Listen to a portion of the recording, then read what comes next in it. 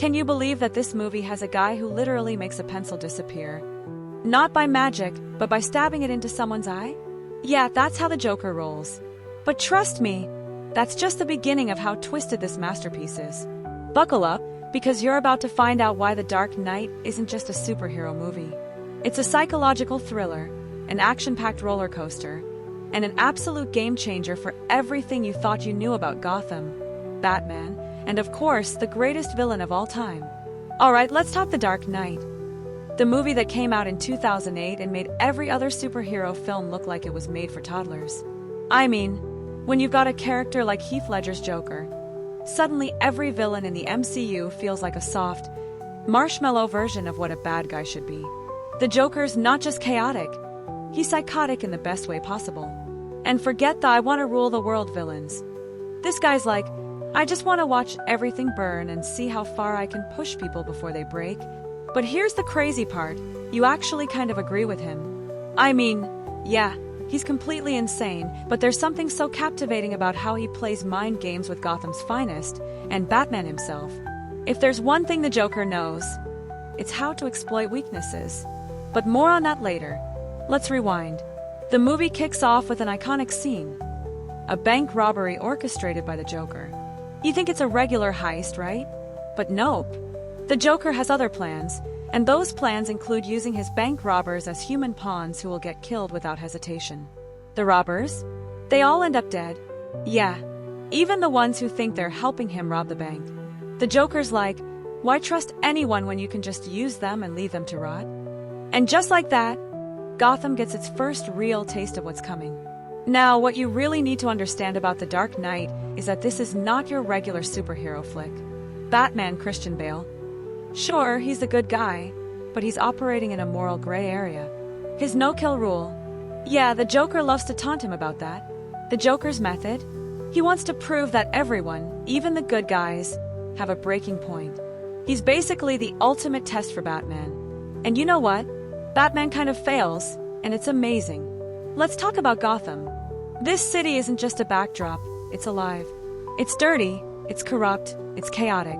Batman's trying to clean up the streets, but let's be real here, he's fighting a losing battle. The Joker isn't trying to get rich or take over Gotham. He's just tearing it apart. You think the city's in a bad state? Wait until the Joker flips it on its head. I mean, who else in cinema can literally make two groups of hostages and criminals choose whether they'll blow each other up or just blow themselves up? Only the Joker, that's who. And guess what? Both groups almost do it. But here's where it gets really nuts. The Joker proves that even Batman, this symbol of hope and justice, can be corrupted.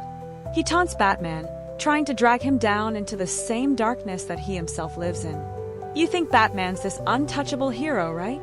Nope. The Joker's like, nope, I'm gonna take your shiny little symbol of justice and twist it until you break. And Batman, in his attempt to stop him, ends up becoming the very thing he's been trying to fight against. A vigilante who, in the eyes of the people, is now just as bad as the criminals he's trying to stop. Now, let's talk about Harvey Dent, aka Two-Face, Aaron Eckhart, because he is the most tragic part of this entire mess. At the start of the film, he's Gotham's golden boy, district attorney, White Knight who's gonna clean up Gotham. But the Joker, ever the psycho genius, decides that the only way to break Gotham is to break Harvey Dent. And guess what? He succeeds. Harvey ends up going full Two-Face, trying to decide who lives and who dies by flipping a coin. It's just disgustingly brilliant. One minute he's out here trying to make Gotham a better place, and the next he's holding people's lives in his hand, literally. But the real kicker in this movie, the final showdown between Batman and the Joker. You see, Batman and the Joker are two sides of the same coin. The Joker is the chaos to Batman's order. The Joker is the madness to Batman's sense of justice. And when it all comes crashing down, Batman makes the ultimate sacrifice. The Joker's plan worked. He made Batman break his rule, turn himself into a fugitive, and to top it all off, he got Gotham's hero to fall from grace. But here's the twist. Batman decides to take the fall. To become the villain Gotham needs him to be, just to save the city. And the Joker?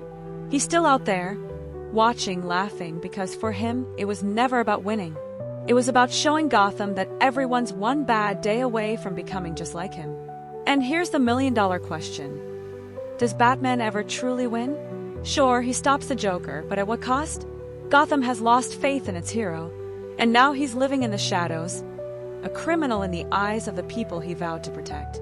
The Joker, meanwhile, is sitting back, still grinning, knowing he won the only way he knew how, by breaking everyone's soul, one crazy plan at a time. So yeah, The Dark Knight isn't just another superhero movie.